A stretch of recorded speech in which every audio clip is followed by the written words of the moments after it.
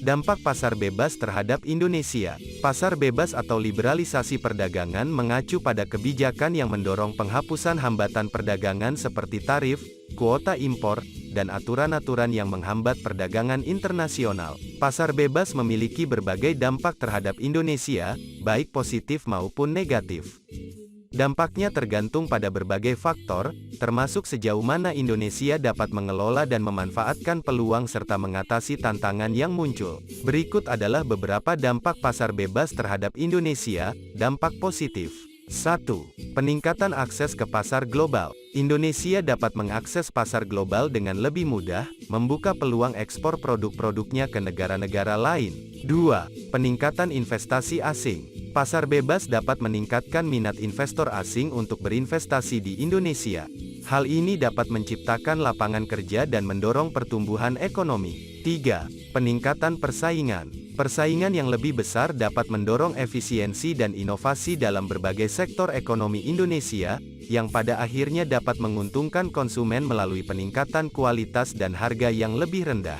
4. Diversifikasi ekonomi. Pasar bebas dapat mendorong diversifikasi ekonomi dengan mengurangi ketergantungan pada sektor-sektor tertentu. Ini dapat membantu mengurangi risiko ketika sektor tertentu mengalami kesulitan.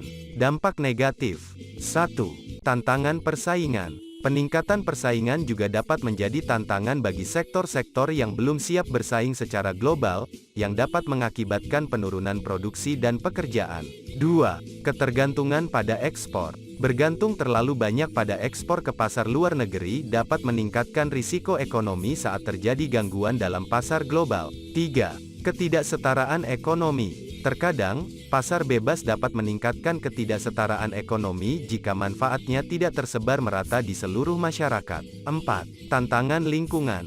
Peningkatan produksi dan perdagangan juga dapat berdampak negatif pada lingkungan jika tidak diatur dengan baik. 5. Peningkatan risiko keuangan global. Terlibat dalam pasar bebas juga membuat ekonomi Indonesia lebih rentan terhadap gejolak dan krisis keuangan global. Dalam menghadapi pasar bebas, penting bagi pemerintah dan pelaku ekonomi di Indonesia untuk merancang strategi yang tepat, termasuk perjanjian perdagangan yang menguntungkan dan kebijakan yang mendukung pertumbuhan ekonomi yang berkelanjutan serta perlindungan sosial.